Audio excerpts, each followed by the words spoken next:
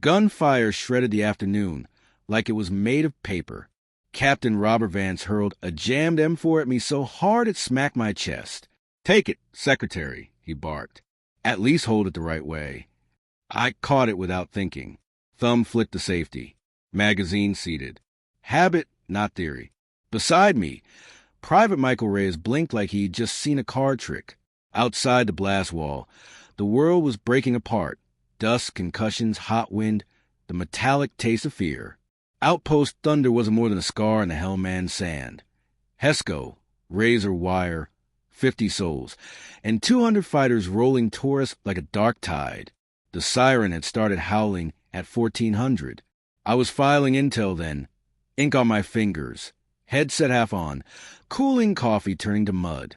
Funny what you remember. Move your ass, Emma. Robert roared as an RPG hit a bunker 20 paces away.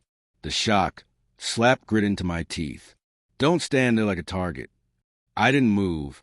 Something tugged at the back of my mind. A sound tucked under the noise. Sharp crack, then a soft, mean thump a blink later. I turned toward the eastern ridge, where the shadows stretched long and the air wavered with heat.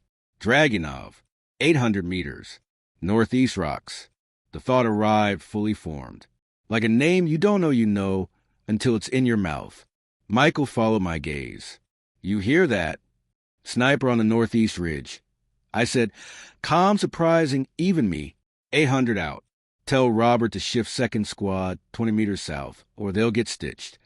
"How can you?" "Go." He went. I watched him skid to a stop by Robert. Watched the captain brush him off with a snarl. Then crack, thump, a soldier in second squad spun, went down clutching his shoulder. Michael looked back at me like I'd pulled a string and changed the world. Inside my vest, dog tags tapped my sternum. Their numbers were worn so thin they looked like ghosts. I ran for supply.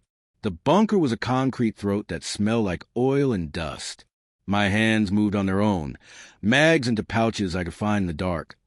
Tracer separate from ball, a small pouch with hemostatic gauze, and a windlass tourniquet I trusted with my life. Not the standard kit. Old habits. Old ghosts. Tower 3 is down. They're inside the wire. A voice cracked over the radio. Too high. Too scared. I grabbed 2 extra rifles and sprinted back into the glare. Chaos had a texture. Hot metal. Screams. The sour bite of burned propellant. Men crawling, running, falling. Robert was a red-faced boulder, shouting orders no one could hear over the storm. He spotted me. Spotted the rifles slung across my back. "What are you doing?" he snapped. "You qualified expert on spreadsheets, not weapons." Another RPG hissed overhead and blew the comms antenna into angry sparks. Debris rained. The base took a breath and, just for a heartbeat, went quiet. In that thin silence, the pattern under the noise came back to me. Not random fire. A rhythm. Someone on the ridge was calling plays like a coach on a headset. Southwest, not northeast. Just right of the burned-out technical. Command element. Radio whip. 2 bodyguards with tubes. "Captain," I said low, "there's a commander on the southwest ridge. If he lives, the mortars shift to the ops center in 30 seconds. Robert grabbed my shoulder, fingers digging. "I don't have time for your..." His grip hurt. I let him see that I saw him. I didn't shrug him off. "You want to play soldier?" he sneered, yanking his personal M4 from the sling. "It's broken anyway." He shoved it at me like a dare. "Try not to shoot yourself." I laid the rifle flat and split it open with 8 quick movements. Carbon fouled the bolt. Classic double feed with a stubborn spent casing. The kind of jam that turns good shooters into statues. Thumb swept. Extractor snapped. Feed ramps clear. Reassemble. Tap the mag rack. Look. Seat. Breathe. Michael's eyes went wide. "How did you..." "Down." I shoved him, and we both kissed the cement as rounds stitched the wall above us. Chips of concrete peppered the back of my neck like hot rain. The radio crackled with a voice I knew. Colonel John Mercer, cool but frayed at the edges. "All stations, this is Thunder 6. Air is 15 mics out. Hold your lines." A beat. Who's calling wind on this net? I realized I'd been speaking. Bare numbers, no emotion. 2 mils left. Quarter value. Shift fire 10 south.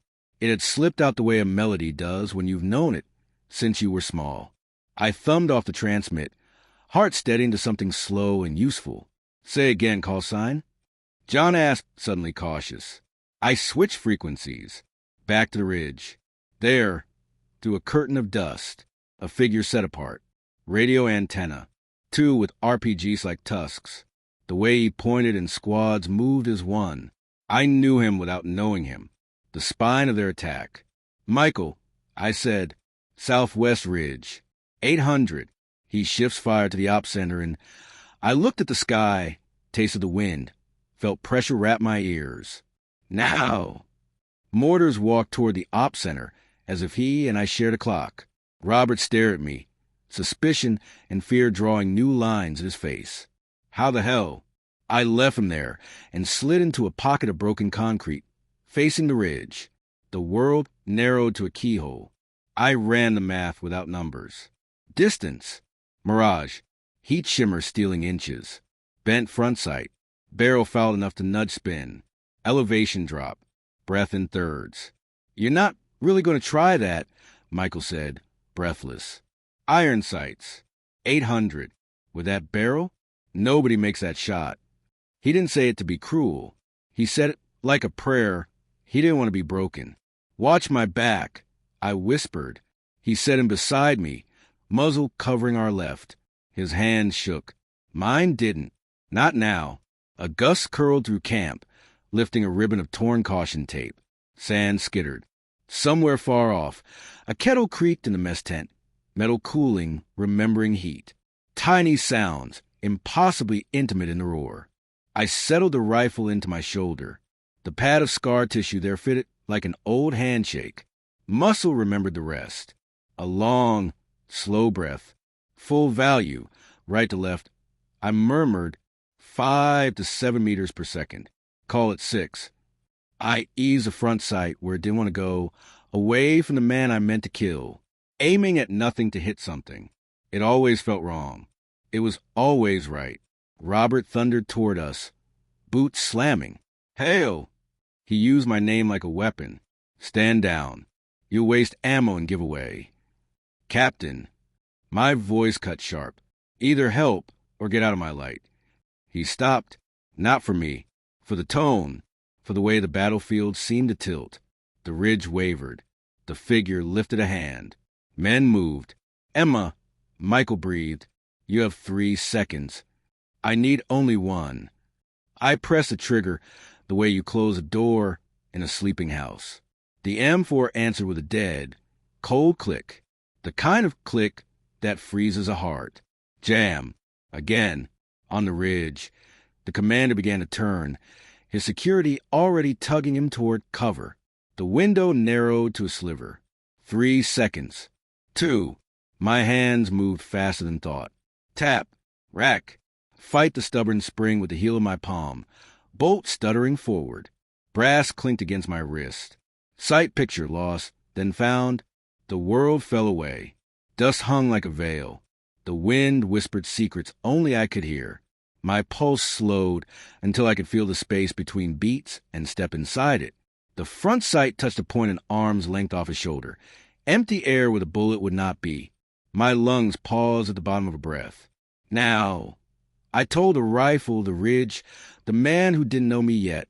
I press again, and the screen inside my head went white. Beat. Have you ever felt a door open inside you that you'd sworn was nailed shut? The moment you realize a thing they said you were was only a costume? Maybe it happened in a meeting. Maybe in a hospital hallway. Maybe right now, in the middle of the story. What did it sound like when your real self walked back in? Silence. On the ridge.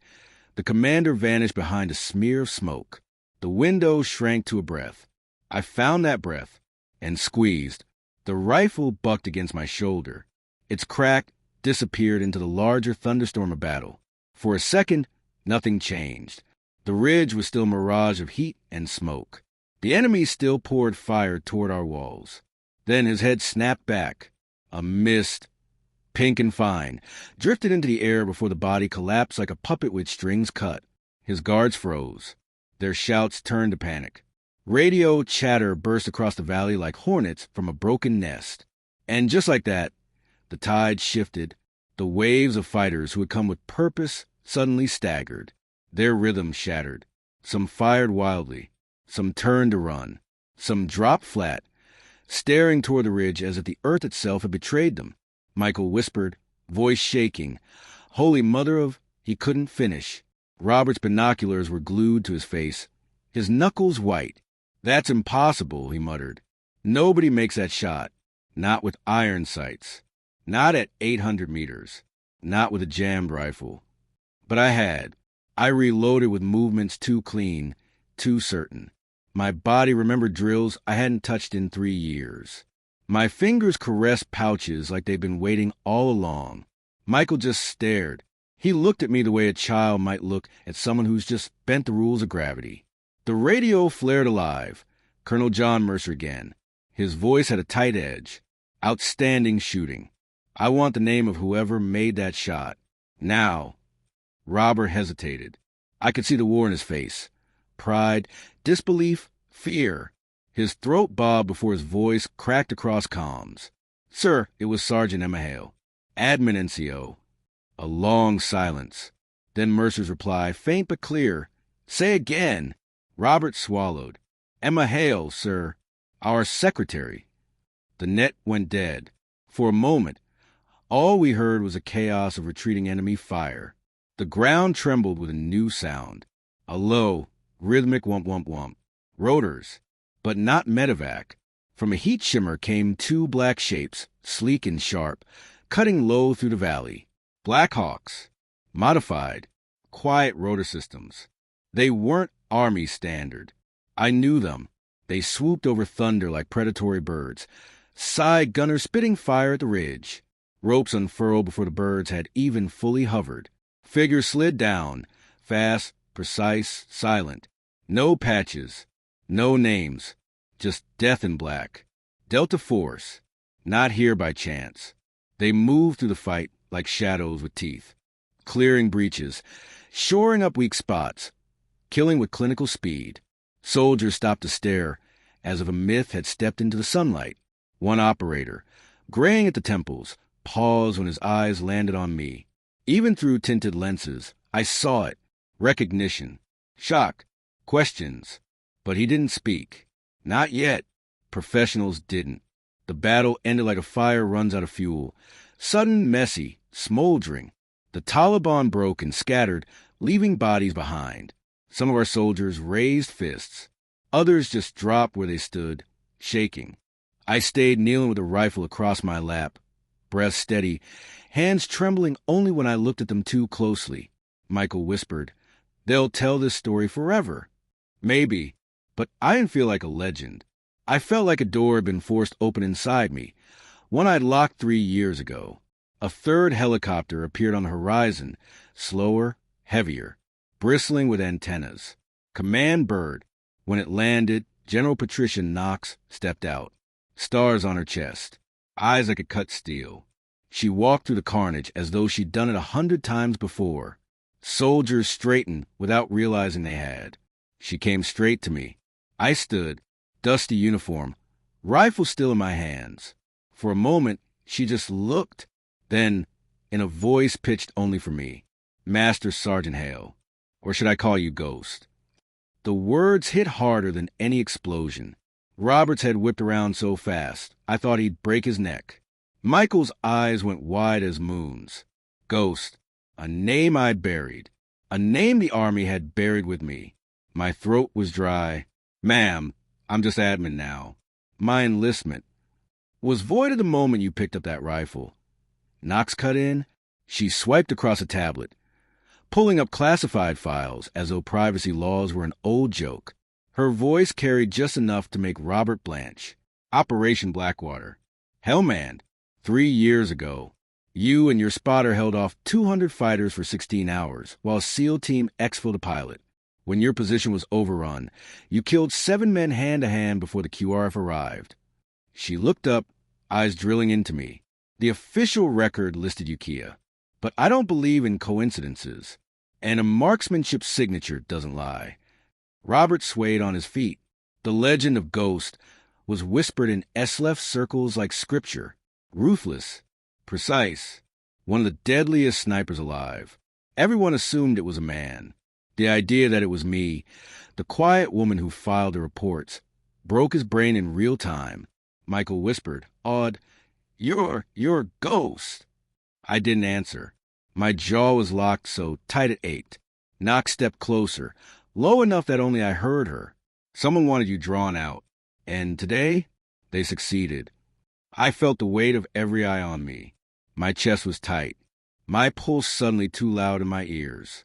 I'd spent 3 years burying her. 3 years hiding under a new name. And with one shot, Ghost had walked out of the grave. But if Ghost was back, then so was everything she'd lost. And everything she still owed. Have you ever tried to bury a version of yourself, only to realize it was waiting for the right moment to claw back to the surface? What did it feel like the day you understood you hadn't really escaped? Silence. Knox's gaze didn't waver. And I knew there was no going back. The battlefield still smelled of cordite and blood when General Patricia Knox handed me the folder. Thick, black stamps shouted classified across the cover. Soldiers nearby tried not to look, but their ears leaned toward us like plants chasing light. Operation Silent Storm, Knox said, her voice calm but heavy. We've been tracking a high-value target in the Hindu Kush. 6 months. Always one step ahead. Always waiting for us. I didn't touch the folder. My hands flexed against my thighs instead. Knox's eyes stayed locked on mine. Today, you killed one of his disciples. Signal Intel confirmed it. He was trained by the same network that ambushed you at Blackwater. The name landed like a sledgehammer. My chest clenched. The memory came uninvited. 16 hours of fire. Stephen's voice hoarse beside me. A wall of bodies in the sand. Then silence is silence. I had buried that night with him. But here was again, clawing its way back. I forced my voice steady. Connected how? Knox's expression hardened. The same network that knew exactly where you and Stevens would be. The same one that bled you dry and left you for dead. And they're still out there. Still killing. Still hunting. The folder burned in my hands now, though I hadn't opened it. Robert broke the silence. His voice was ragged, brittle. Wait, are you saying she's that Ghost? The one from the Blackwater op? His face was pale. His arrogance had drained into the dust at our feet. Michael, beside me, just stared with wide, round eyes. He wasn't afraid. He looked like a kid who had just learned the Tooth Fairy was real. And she carried a rifle. Knox stepped closer. Her words dropped like stones into still water. They wanted you, Emma. Today wasn't coincidence. The attack, the timing, the commander you dropped, all of it designed to smoke you out, to confirm if Ghost was still breathing. The truth pressed against me from all sides, heavier than my vest. And now they know, I thought. Now they know I'm alive. I wanted to run, to fade back into paperwork and sand, to bury Ghost again where no one could find her. But the general wasn't finished. 3 years ago, you begged for discharge. New name, new papers. You wanted to disappear. I signed off because I thought you'd earn peace. Knox's tone softened, but only for a second. But peace doesn't erase who you are. You can file reports for the rest of your life, Sergeant Hale, but Ghost will never stop existing. And after today, she tapped the folder. Neither will the enemy's memory of you. Her words sliced me open. My knees felt weak, but I forced them to lock. Permission to speak freely, ma'am. She nodded. I chose to die at Blackwater. I chose to let Ghost stay buried. Because Stevens didn't walk away. And my voice caught. The weight of his name cracked something deep inside me. I couldn't carry that name anymore. Not after him. Silence stretched. Dust devils twisted through the yard, carrying scraps of torn fabric and papers into the air. Michael shifted uncomfortably, like he wasn't sure if he should hear this. Robert looked at me with something close to shame. Knox waited. Emma. The voice that broke the silence wasn't Knox's. It was the Delta operator with graying temples. He'd removed his sunglasses now, and his eyes were the color of old stone. "Ghost," he said softly, "we buried you. We carved your name on a wall at Bragg. We raised a glass in your honor. You were one of us, and we thought you were gone." I met his gaze, steady despite the tremor in my chest. "And yet here I am." He nodded, a sad smile cutting through his weathered face. "Still saving lives. Still doing what you always did." Knox cut in, crisp again. "I'm reactivating you. Effective immediately. Task Force 88. We don't have the luxury of ghosts in hiding anymore." My stomach dropped. The folder in my hands felt heavier, now like lead. "Ma'am," I said, fighting to keep my voice from breaking, "I'm not that person anymore. 3 years away from the rifle. 3 years trying to forget.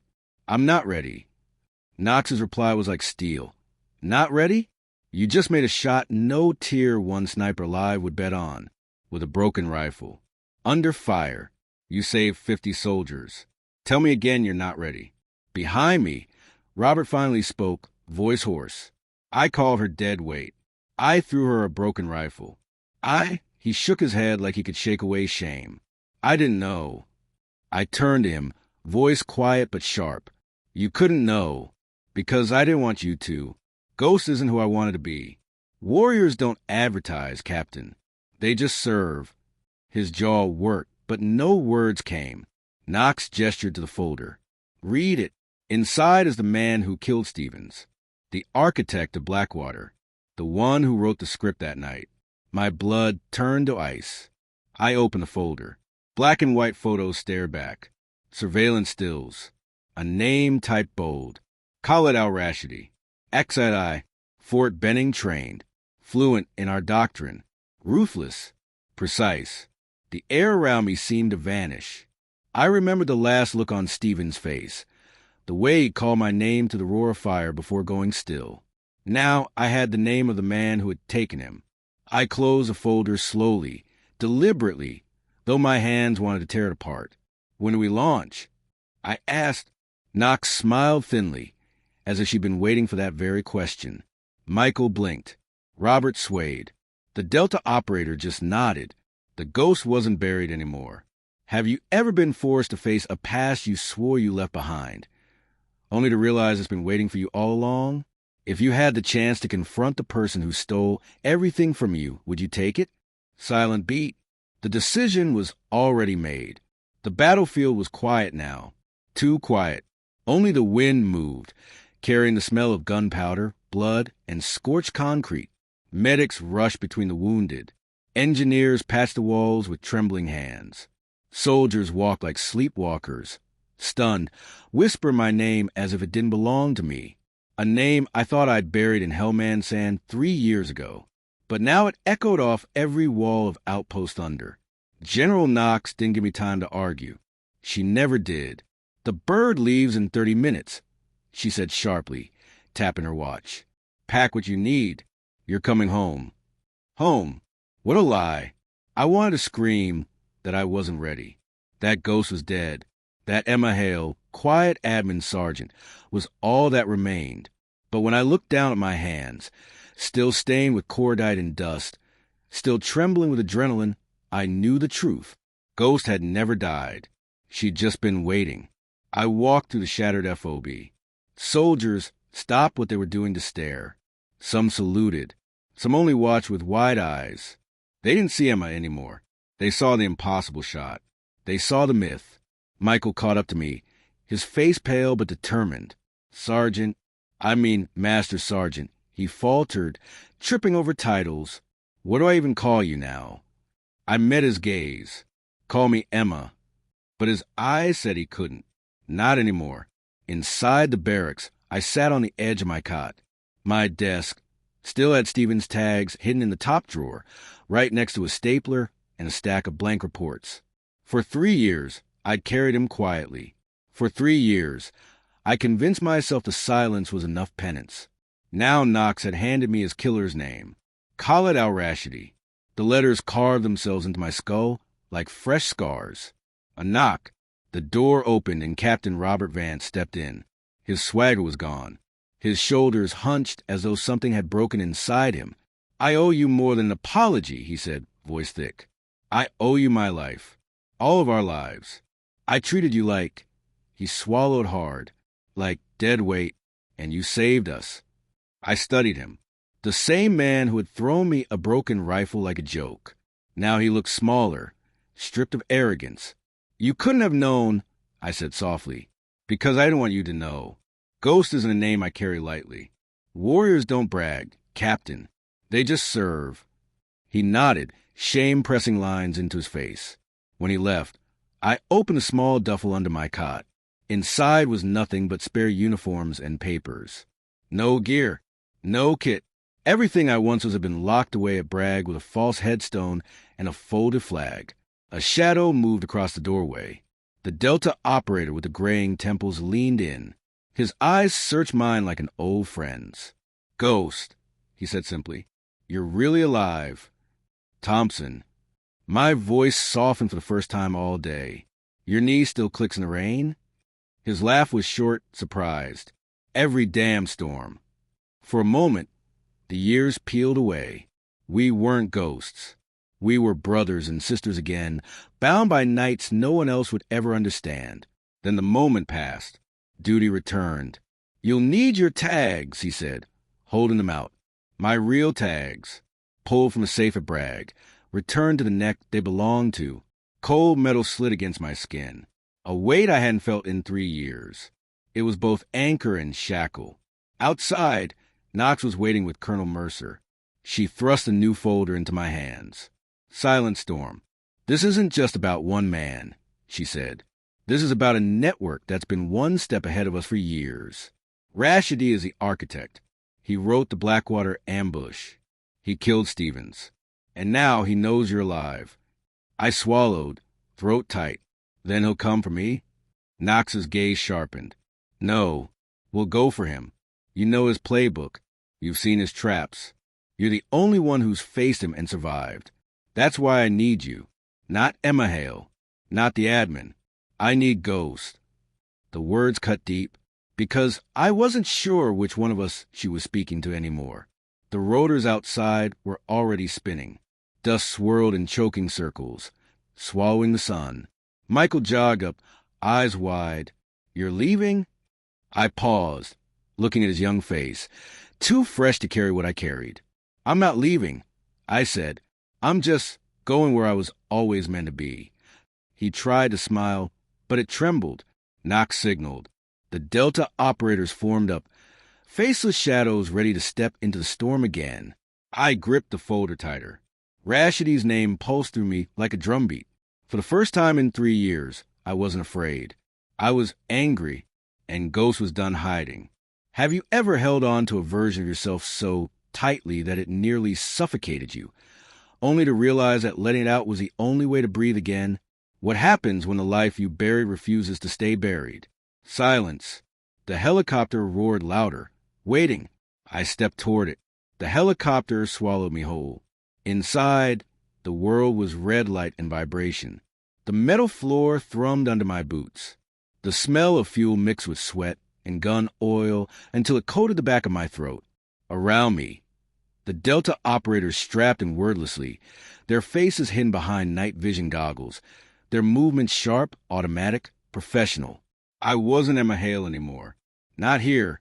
Not in this place where silence was language and violence was grammar. I was Ghost again, whether I wanted to be or not. General Knox's voice carried through the headsets. Cool, controlled, unshakable. Target is Khalid al-Rashidi, former ISI, trained at Benning, the architect of Blackwater. Current intel places him in a fortified compound carved into the mountains. 3 rings of defense, 30 to 50 fighters, possibly more. He's been one step ahead of us every time, until now. She let the words hang. My fists clenched around the folder on my lap. Black and white photos stared back at me. Rashidi stepping out of a vehicle. Rashidi flanked by guards. Rashidi smiling as though the world itself were his to shape. Stephen's voice whispered in the back of my skull, as clear as the last day I heard it. We've got this, Ghost. Eye steady. Just one more shot. But I hadn't saved him. This time I would. The Delta team leader leaned forward. He was all edges, his voice gravel ground against stone. You're our shooter. You got the long glass. We get you a perch. You carve the head off the snake. That's it. That's the op. I almost laughed. The irony was cruel. My rifle wasn't a long-barrel precision tool I once carried. It was a patched-up M4, scarred, temperamental, barely worthy of the name. But Ghost didn't need perfect steel. Ghost made do. I'll take the shot, I said simply. They nodded. Nothing more needed. The chopper tilted hard, banking toward the mountains. Through the open side, the world unfurled below. Jagged ridges like the spines of buried beasts. Valleys drowned in shadow. Rivers of dust twisting like smoke. The Hindu Kush wasn't land. It was a graveyard wearing a mountain's mask. Knox's voice cut back in. You should know, Ghost. He knows we're coming. He wants you to come. This isn't just a mission. It's personal. For him. For you. I didn't answer. I just closed my eyes and pictured Stephen's dog tags, still warm from my hand. Personal didn't begin to cover it. The Black Hawks roared low through a canyon, rotors chopping echoes against the cliffs. My heart slowed instead of quickening. The closer we came to death, the calmer I grew. That old switch I thought I'd broken years ago, it was back. Michael's face flashed across my mind. His wide eyes, his trembling hands. He was still down there, safe, for now, because of the shot I'd taken. That mattered. It reminded me why Ghost existed at all. The operators checked weapons. Bolts racked. Magazines seated. One by one, they patted my shoulder as if passing an unspoken torch. Their respect was wordless but heavy. Red light flicked green. The side door yawned open. The night outside was alive with sound. Wind screaming against the fuselage. Distant cracks of enemy fire already probing the darkness. The drumbeat of mortars thumping somewhere ahead. The first rope spilled out. Operators vanished into the void, swallowed by black. When it was my turn, I hooked in and slid. The rope burned the pads of my gloves, heat searing through leather until my boots hit dust and I dropped into a crouch. The night air was thin, sharp. My lungs pulled it in like knives. All around me, shadows moved with purpose. Delta fanned out, rifles whispering death. The compound loomed ahead, carved into the cliff face, windows glowing faint and yellow like watching eyes. We moved, fast, silent. Each step brought me closer to the man who had stolen my past. The man who had made Ghost a name whispered in pain and fury. The man who had thought he could erase me. The ridgeline above offered a perch. My hands were steady as I climbed, though every muscle remembered nights of crawling through dust beside Stevens. His absence was a weight heavier than any pack. At the top, I settled prone, rifle cradled. I pressed to iron sights. The compound sprawled below, guards pacing, the sound of foreign voices drifting on the wind. My pulse slowed. My breathing fell into rhythm. There, in the courtyard, surrounded, guarded, directing with hand gestures just as he had at Blackwater. Call it Al-Rashidi. My sight locked on his chest, then shifted to his head. The rifle felt cold in my hands. The scar on my shoulder pulsed, as if it remembered better than my mind. In my ear, the Delta leader's voice was a low growl. Target confirmed. Shooter, you're cleared hot. The words I hadn't heard in 3 years. The words that made my blood sing. I exhaled. The world shrank. The wind whispered. My finger found the trigger, began its slow, inevitable press. For a heartbeat, everything went silent. Then, a new voice, crackling through the comms. One I didn't expect. One that froze the marrow in my bones. Ghost, I've been waiting for you. It wasn't ours. It was his. Rashidi's. Broadcasting. Mocking. He knew I was here. He was calling my name. Have you ever stepped into the moment you thought would bring you closure, only to realize your enemy was waiting for you all along? What would you do if the hunter you became was suddenly the hunted? Silence. The rifle shook in my hands, and I realized the game had only just begun.